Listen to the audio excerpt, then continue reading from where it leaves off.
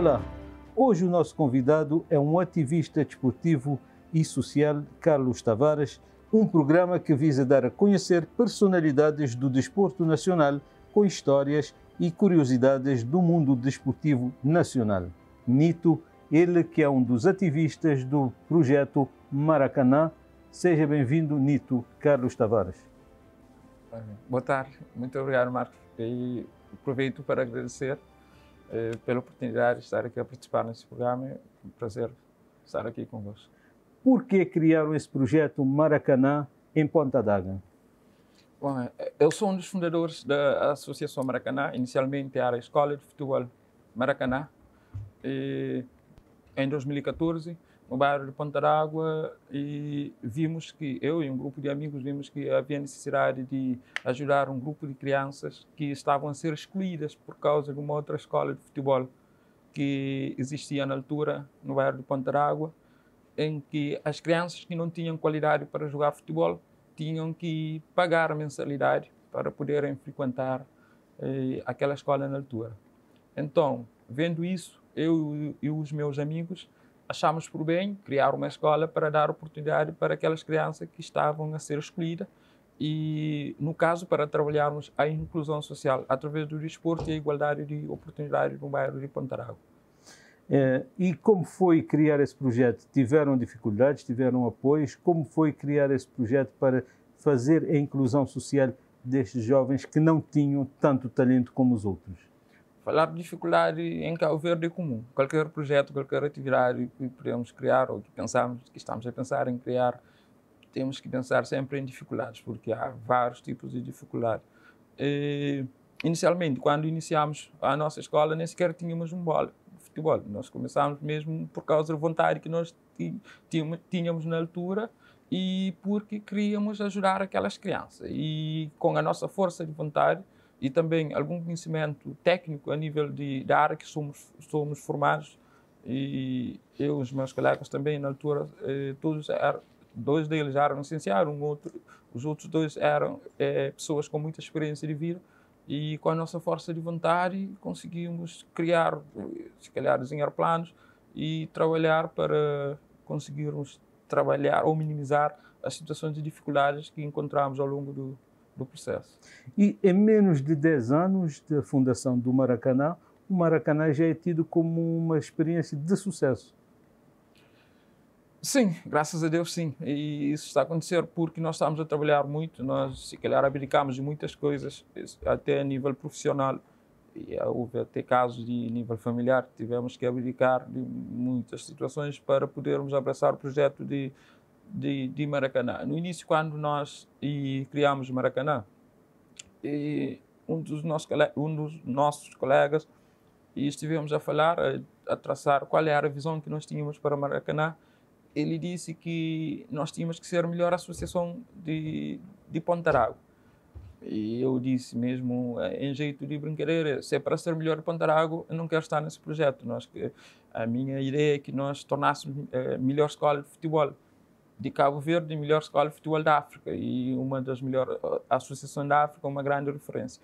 E com isso, e é claro que a fasquia aumentou, nós tínhamos que trabalhar mesmo a sério para conseguirmos ser referência. E com o esforço de todos, com empenhamento, engajamento, e ficou mais fácil. E se calhar aqui é muito fácil ser um caso de sucesso, porque não temos grandes escolas ou grandes referências que possam ser obstáculos ou que possam não permitir que nós atingíssemos o sucesso que temos atingido até então com o Maracanã.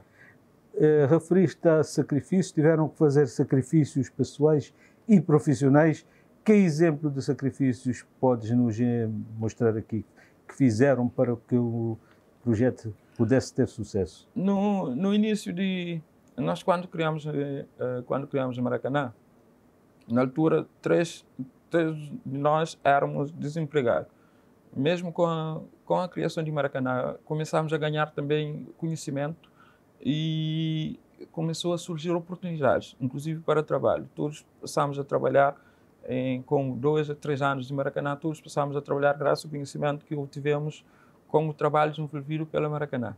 Só que, chegar a certo ponto, um dos nossos colegas teve que viajar para fazer mestrado no Japão.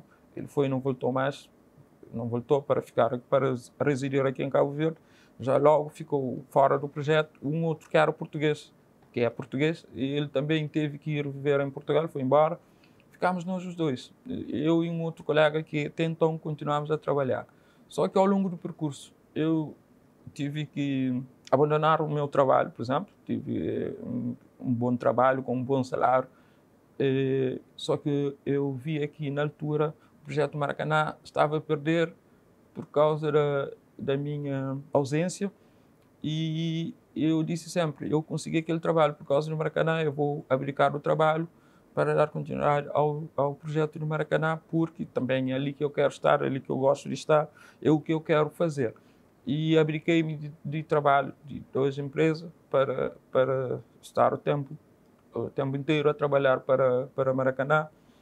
E tivemos vários casos de situação familiar. O meu colega também, que é casado, normalmente aos fins de semana ele tinha que estar com a esposa, que era virante, para dar suporte nas vendas que a senhora faz no mercado de Sucupira.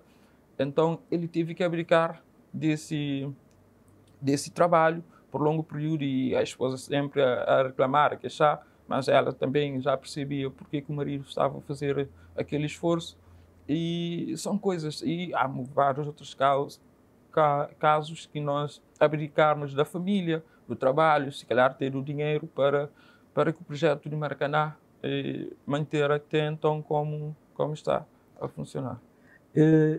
Também o projeto não é feito só de sacrifícios. Podia enumerar alguns casos de sucessos que o Maracanã tem conseguido de inclusão social através do desporto, através desse projeto? Com certeza. Nós, se calhar, até posso dizer que os benefícios até são maiores do que as dificuldades que nós encontramos ao longo desses 7 anos, quase 8 anos de atividade. É que, por exemplo, no bairro de Pontarágua, na altura, quando criámos a Associação Maracanã, havia 7 grupos bem identificados de delinquentes, que denominados o grupo de TEI. Por quê? Porque os jovens, o adolescente, na altura, a maioria parte dos membros dos grupos são adolescentes, não tinham uma ocupação, não tinham algo útil para ocupar os seus tempos livres. E quando criámos o Maracanã, foi uma luz que apareceu no fundo para eles, porque muitos dos jovens tinham, ainda têm muito talento para o futebol, para o basquetebol, até para outras modalidades, tanto desportivas como culturais, mas não havia projeto consistente para trabalhar ou para dar oportunidade para esses jovens. Só viram, por exemplo, o caso de música. Hoje, vários dos artistas que estão a fazer sucesso em Cabo Verde, a nível de hip-hop, são de Pontarágua. E no nosso caso, mais concretamente, desde 2014 para 2019, 5 adolescentes de Pontarágua já foram para a seleção de futebol da camada jovem. Antes nunca isso tinha acontecido. E até recentemente, se calhar os dirigentes da federação nem sequer sabia, um dos miúdos que foram chamados para a seleção de sub-20 já estava no grupo de delinquente, mesmo saindo de Maracanã, porque quando esses jovens saem de Maracanã, a partir de 17 anos, não temos mais atividades para esses jovens. Eles podem voltar para o mundo da criminalidade ou seguir carreira de futebol ou estudos. O nosso empenho é para que eles sigam futebol ou estudo. Um dos miúdos, por acaso, foi para o grupo de delinquência, mas, contudo, ele foi chamado para a seleção. A chamada para a seleção foi tipo uma força ou um motivo para nós conseguirmos mostrar para esses jovens ou outros que há oportunidade, que o caminho da delinquência é o melhor caminho, que eles poderiam aproveitar da bola, ou do futebol, ou do desporto, para terem vida melhor. E aquela chamada para a seleção na altura, é bem recente, foi muito bom. Aquele miúdo agora já está com outras perspectivas de vida, já agora, em princípio, vai jogar numa das melhores equipas aqui do Santiago Sul de futebol. E o nosso trabalho, o desporto em si, já vai mudar a vida daqueles miúdos. E em Pontarágua ainda temos vários casos de jovens que foram para a seleção de basquetebol também, porque Maracanã não é apenas futebol. E recentemente estiveram dois, agora esteve um dos jovens do bairro de Pontarágua também que trabalhou para Maracanã. Ele não jogou no Maracanã porque havia uma outra escola de futebol, de basquetebol na altura, apenas trabalhou como monitor na Maracanã. Ele esteve agora na seleção a jogar, a disputar e apuramento para o Campeonato do Mundo de basquetebol. Recentemente estiveram dois jovens também do bairro de Pontarágua. Bem recentemente ainda estiveram duas irmãs de Pontarágua a jogarem Campeonato Africano de Basquetebol e uma delas ainda pertence ao Maracanã. Quer dizer, o surgimento de Maracanã tem surgido, como já tinha dito antes, como luz para os jovens, adolescentes e crianças de Pontarágua acreditarem que possam ter uma vida melhor ou que possam sentir de igual para igual de que qualquer outra criança de qualquer outra parte do mundo. Ainda temos outros aspectos que posso mencionar, como, por exemplo, as viagens internacionais. Antigamente, muitas das escolas de futebol de Cabo Verde faziam essa digressão. Agora, nem tanto. Se calhar, nós ouvimos muito mais a falar de Maracanã e a participar no torneio internacional do que qualquer outras escolas em Cabo Verde. Então, isso também já está a dar outra perspectiva para esses jovens, que já não é só a nível nacional, já podem sair para fora e olhar o mundo e abrir os seus horizontes. Sim, sobre essa perspectiva eu posso te dizer de outra forma. Nós, quando iniciamos e um trabalho que nós desenvolvemos dentro do Maracanã, tivemos uma conversa com as crianças. E quando nós perguntávamos qual é o sonho das crianças do bairro de Pontarágua, a maioria das crianças respondiam: meu sonho é ser vendedeira de peixe, o meu sonho é ir para o restaurante Timoté, o meu sonho era ir para Papa e Cruz de Papa.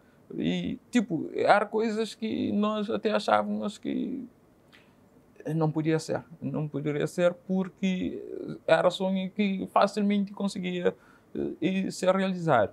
E com a nossa primeira participação no torneio internacional, já as coisas começaram a mudar. As crianças, mesmo a ambição das crianças, e muitas das crianças passaram a ir para o Maracanã também para ir para o Portugal, ou para jogar torneio internacional, muito mais do que qualquer outra coisa. Quer dizer, esse também foi mais um passo que nós demos, ou mais um ganho que nós conseguimos obter e ao longo da nossa caminhada, porque já mudámos a mentalidade ou a ambição das crianças e das famílias do nosso bairro.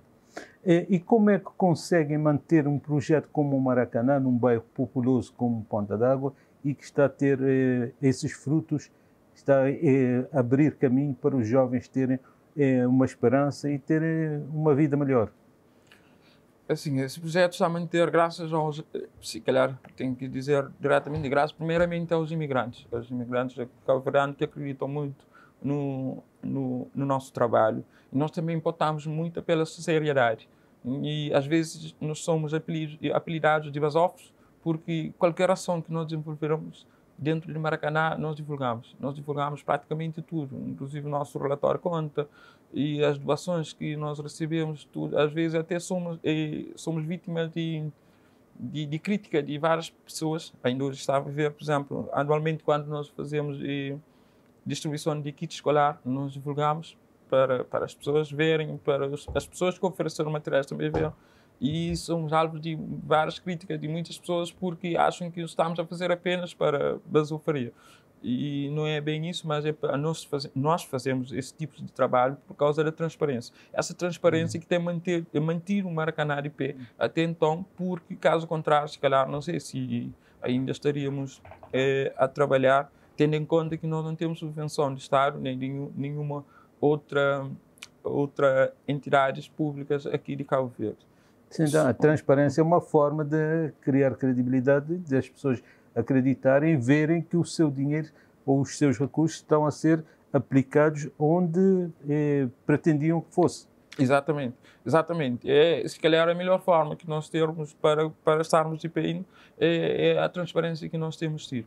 Mesmo assim, nós também somos alvos de várias críticas, dizer que fazemos qualquer coisa ilegal, porque já é algo é habitual aqui no nosso país. As organizações também são manchadas por causa de vários outros outras organizações ou líderes e de associativos que fizeram um trabalho que mancharam, se calhar, a imagem dos líderes associativos, mas nós temos a obrigação mesmo de pautar para mudar as imagens negativas que são criadas em relação a esses aspectos. E também nós temos, para além da divulgação ao público, nós temos grupo privado com pessoas que apoiam diretamente Maracanã e que, se calhar, eles conseguem ver até mais coisas que nós fazemos que nós não divulgamos. Porque, para além das atividades que nós divulgamos publicamente para todas as pessoas, fazemos muitas outras coisas que nós não achamos que não é correto divulgar para não, se calhar, não pôr em causa a imagem das crianças, das pessoas que beneficiam dessas ações. Vocês têm um caso de um jovem de nome Dedé, que é tido como um caso de sucesso no mundo do desporto e na integração social. Podias contar-nos um pouco dessa história? Sim, Dedé também, se calhar, é mais um dos casos que podemos dizer, um caso de sucesso de Maracanã. Porque o Dedé é um miúdo que é um dos miúdos que nos motivou a criar a Escola de Futebol Maracanã, porque eu, enquanto um dos fundadores, conheci Dedé com cerca de 3, 4 anos, a jogar futebol no campo e já dava para perceber que o miúdo tinha muita qualidade, muito talento. E quando nós criámos a Associação Maracanã, ele na altura tinha 9 anos, e foi um dos integrantes logo porque já estava sob a minha tutela, se posso assim dizer, porque desde 5 anos sou eu quem cuidei de tudo praticamente sobre o Dedé, e às vezes eu afirmo que nunca o pai dele ofereceu sequer uma caneta para ele estudar, sempre foi eu pessoalmente, e depois Maracanã, que veio suportar o custo de vida dele. E Dedé começou a jogar competição conosco, nós jogámos a primeira competição, foi Sub-13, ele na altura tinha 9 anos, era dos melhores jogadores de Sub-13, e lembro-me que muitos jogadores, inclusive Cadu, Tigana, iam para o campo de Sucupira, eles queriam ver apenas o Dedé. Quando nós tirávamos o Dedé para fora do campo, eles ficavam a reclamar e a dizer que nós somos abusados porque deveríamos deixar o miúdo jogar mais. O Dedé é um miúdo que tem muito talento e nós queríamos que ele saísse de Cabo Verde ainda mais cedo. Infelizmente, por causa da pandemia, a pandemia atrapalhou tudo. Só que antes da pandemia, o Dedé já estava a desvirtuar por causa da má companhia que ele tinha. Já, inclusive, participou com grupos que fizeram assaltos aqui numa das lojas em Vila Nova, eu lembro perfeitamente disso. Ele disse que ele não fez assalto, mas estava com os miúdos que fizeram assalto. E a partir daí eu até pensei em desistir, que nós tínhamos que largar o Dedé porque já não estávamos a conseguir fazer trabalho para recuperar o Dedé, e que estávamos na iminência de perder um grande talento por causa da delinquência. Só que, com força de vontade dos meus colegas também, nós conseguimos ir atrás e, junto com a avó, que é uma pessoa que batalhou muito por ele foi ficar no interior durante algum tempo para recuperar. E depois, na época da escola, nós tivemos que ir lá buscar para poder matricular e voltar para a escola. Ele voltou, ele não queria voltar, não queria estudar. Nós fizemos a insistência e ele voltou e começou a estudar de novo, voltou a jogar como era antes e voltou a ganhar melhor marcador das competições aqui, como nos habitou desde sempre. Só no primeiro ano que ele não ganhou o melhor marcador, porque ainda era muito novo. E surgiu a oportunidade, e achamos que a melhor oportunidade que surgiu na altura é o convite para ele participar na equipa de Santiago Compostela de Espanha. E já surgiram vários outros convites, outra oportunidade para a Alemanha, para a Suíça, para a Inglaterra, mas achamos que o melhor seria para a Espanha e acabamos por aceitar. E agora ele está a viver na Espanha, a treinar nessa escola. E com todo esse trabalho que o Maracanã desenvolve, as instituições do Estado, que apoio dão ao Maracanã? Instituições que cuidam da infância, da juventude, que apoio dão ao Maracanã? Se calhar para Maracanã não existe nenhuma instituição de infância aqui em Cabo Verde, porque nunca nós ouvimos isso. E só as pessoas de vez em quando recebemos convite, inclusive houve um tempo em que recebemos uma chamada telefónica que era a pessoa dica a dizerem que querem levar umas crianças para Maracanã porque sabiam que nós tínhamos vários tipos de atividades. E nós dissemos que nós não temos salário, que ninguém recebe no Maracanã e não poderíamos receber as crianças aí na mão das instituições do Estado, e cortamos logo. E até então, podemos até estar a fazer algo de errado, mas nunca ninguém chegou lá para dizer que vocês estão a fazer isso errado, poderiam fazer de outra forma ou devem deixar de fazer isso. Nunca. Isso é algo que também criticamos muito, eu pessoalmente critico esses aspectos. Então acreditas que as instituições do Estado que cuidam dessas áreas deviam aproximar de associações, de projetos como o Maracanã, não só o Maracanã, mas há vários projetos também, essas instituições deviam chegar perto e ensinar alguma didática, alguma pedagogia para desenvolver o vosso trabalho ainda melhor. Exatamente, exatamente. E todos sairíamos a ganhar, até porque, se calhar, imagina, até se nós recebemos um elogio, entre aspas, um elogio na altura por causa do interesse deles. Vocês têm mais atividades do que nós. Sim, nós temos muitas atividades, mas não temos um apoio pontual do Estado. Até então, nós já vamos no 4º ano a ser contemplado com o projeto Bacultura, o único projeto do Estado que nós beneficiamos, mas é um projeto específico para atividades culturais. Não envolve as outras atividades que Maracanã desenvolve. E da outra parte do Estado, é a Câmara Municipal, a nova Câmara Municipal chegou até então, que lançou um concurso, um edital, em que também nós fomos selecionados, um dos vencedores da tal edital, é que nós conseguimos mais um financiamento da parte do Estado. Mas até então nós estamos a trabalhar graças a parceiros importantes como o Comitê Olímpico, também tem sido um excelente parceiro, e a Federação, em parte, também, sempre que nós fomos lá pedir qualquer coisa, somos atendidos e sempre somos também bastante elogiados pela Federação, mas não há outra entidade, por exemplo, como o Instituto de Desporto ou o Ministério do Desporto, que não há subsídio para o trabalho que nós fazemos. Em várias partes do mundo, principalmente, como digo, Europa, há subsídio sempre para atividades ou organizações ou equipas de futebol que fazem trabalho, escolas de futebol, que fazem trabalho idêntico conosco, mas aqui ainda não.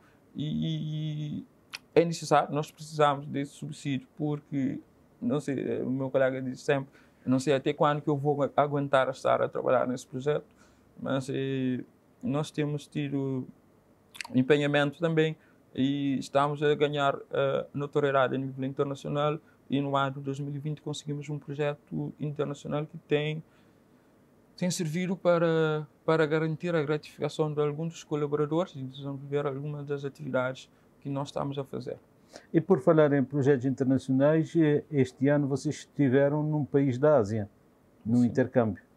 Exato. Sim, foi também graças ao Comitê Olímpico. Estivemos em Coreia do Sul, era para ser 8 crianças de Maracanã, mais 2 de outras entidades.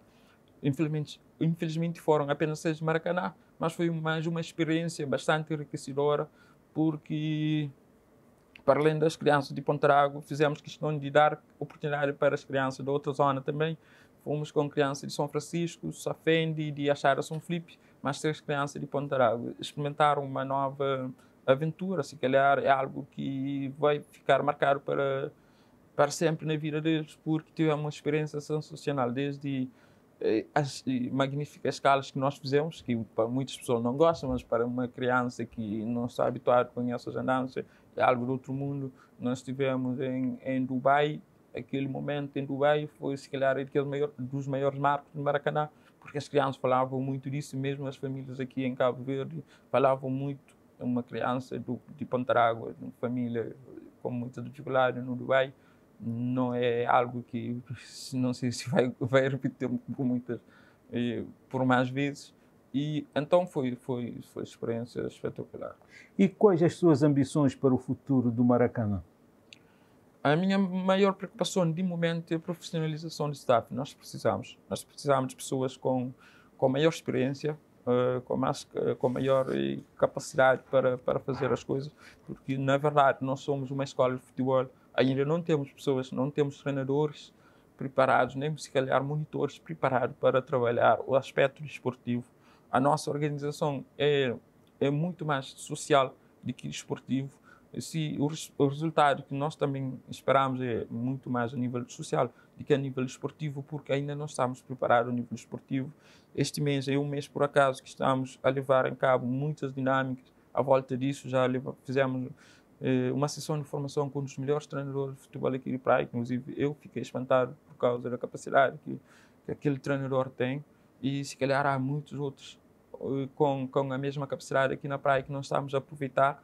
Nós, Maracanã, vamos tentar fazer isso, tentar aproveitar o máximo o conhecimento que os treinadores aqui têm para transformar numa verdadeira escola de futebol. É uma das preocupações também da nossa equipa, a sustentabilidade financeira. Não podemos falar de qualquer organização sem sustentabilidade financeira, porque nós não queremos passar a vida toda a pedir pessoas sem escudos, sem escudos, para ajudar o Maracanã, tendo em conta o impacto que o Maracanã está a ter na vida de muitas pessoas. E são essas as duas maiores preocupações também, as duas maiores preocupações que nós temos, que é a estruturação da nossa escola, da nossa organização desportiva para ter resultado desportivo e a profissionalização do nosso sustentabilidade financeira do nosso staff que leva à profissionalização. E como está o envolvimento do Nito e Maracanã com os valores olímpicos? Se calhar eu cheguei ao Comitê Olímpico por causa do nosso trabalho. O nosso trabalho é um trabalho que obrigatoriamente nos leva ou nos faz envolver os valores olímpicos no dia a dia, porque ajudar as crianças e apresentar valores, indicar os caminhos mais corretos para eles seguirem a vida deles e discipliná-las e entre outras ações é a minha forma, se calhar, de estar a contribuir para levar os valores olímpicos para a minha comunidade, se calhar para toda a nossa região, porque para além desde que envolvi com o Comitê Olímpico, para além da Associação Maracanã, eu aprendi, ou se calhar a minha visão ampliou ainda mais para contribuir para diferentes tipos de organizações. Tenho ajudado de várias formas, desde com a estruturação, ou mesmo com a regra, a forma como devem trabalhar, que acabam sempre por envolver valores olímpicos no desenvolvimento das atividades das outras organizações. Mas antes de envolveres com o Comitê Olímpico, já tinhas em si os valores olímpicos, mas não sabias? Sim, de forma inconsciente. Já estava a trabalhar os valores olímpicos, se calhar de forma inconsciente, porque não conhecia mesmo o Comitê Olímpico. Logo que vi na primeira oportunidade, fui lá ter e comecei a conhecer as pessoas e as dinâmicas, e também, se calhar, eu sou uma das pessoas que tem beneficiado muito com a dinâmica, ou se calhar que tem aproveitado muito das dinâmicas do Comitê Olímpico para aproveitar as oportunidades lá existentes. E eu fiquei com uma curiosidade, o Carlos Tavares Nito trabalha com futebol, foi futebolista, jogou futebol. Como é a história do Nito em relação ao desporto e ao associativismo, a sua história pessoal sem o Maracanã? Se calhar, a nível de jogar futebol, eu fui um dos fracassados, ou um injustiçado. Por isso, se calhar, até me dá mais força para fazer o que eu faço, porque eu gostava muito de ser jogador profissional. Eu era bastante empenhado, só que a qualidade não era muito grande coisa e não tinha tanto suporte. Não tinha suporte de ninguém para ajudar-me a concretizar o meu sonho. E eu esforçava muito, eu treinava muito, e quando eu queria ser jogador, eu tentei, lembro-me, fui treinar com o Desportivo da Praia, na altura existia apenas a primeira divisão, e o treinador, nunca vou esquecer desse nome, porque da pessoa não me lembro. O treinador era o Meta na altura, e eu treinei e fiz quase 30 minutos a dar volta a campo, como era exigido com os colegas, eu estava com muita força de vontade. No momento que um dos jogadores saiu, me disse para entrar para o lugar dele, o treinador me tirou dentro do campo e colocou-me a fazer exercício. Continuei a fazer exercício até o final do treino e não voltei mais. Eu disse, agora tens que estudar porque o futebol não é para ti, tens que seguir a vida de outra forma. E fiquei com essa coisa na cabeça e quando eu tive a oportunidade de criar a Associação Maracanã, eu disse, eu vou realizar se calhar um dos sonhos que eu tinha para mim, não consegui, vou realizar noutras pessoas. Quando eu conseguir fazer com que um dos miúdos seja um jogador profissional, o meu sonho vai ficar realizado de outra forma. Por isso também que eu estou a dedicar bastante, com muito afinco, para que isso possa acontecer, para que eu possa sentir realizado. Mesmo não sendo eu, mas sendo de um dos meus miúdos, vou sentir como se fosse eu. Então perdemos um jogador de futebol, mas ganhamos um líder associativo que está a trabalhar na inclusão social e que a sociedade e o país está a ganhar com o seu trabalho. Se calhar sim, porque se na altura chegasse a ser jogador, não sei se agora estava a enveredar por esse caminho. Se calhar esse é um que eu não vou esquecer dele, mas não vou ficar com ele gravado pelo aspecto negativo, mas sim pelo aspecto positivo. Eu vou considerar que é uma referência ou uma motivação que me faz com que estou a fazer o que eu faço agora para ajudar muitas pessoas. Não quero ajudar apenas uma, quero ajudar centenas de crianças para poderem realizar esse sonho, porque é o sonho de qualquer criança que haverá de ser jogador de futebol. Parabéns pelo trabalho que o Maracanã tem desenvolvido de inclusão social através do desporto e da cultura, e que tem dado frutos para a sociedade cabo-verdiana e também para o mundo, porque alguns já estão a representar clubes fora do país. E então o trabalho não está sendo só para Maracanã, só para Ponta d'Água, nem só para Cabo Verde, já está aberto para o mundo, e também vários intercâmbios que vocês já fizeram e essa referência que vocês estão a ser. Parabéns pelo desempenho do Maracanã e que continuam com os valores olímpicos a desenvolver mais trabalhos de inclusão social. Hoje recebemos o Carlos Tavares Nito do Maracanã. Fique atento às plataformas do Comitê Olímpico e à Web TV da Unipiaget para saber quem serão os próximos convidados e os próximos temas a serem tratados. E para finalizar o programa de hoje, vamos ao momento Curiosidades do Desporto. Sabia que o Mindelense já participou 2 vezes na Taça de Portugal? Sim, o Mindelense participou nas edições de 1966 e 1971. Em 66, jogou com o Marítimo de Portugal, as 2 mãos em Portugal. Perdeu a primeira por 4-2 e a segunda por 6-0. E na segunda participação, jogou com o Sporting de Portugal e perdeu por 21-0 no estádio José Alvalade.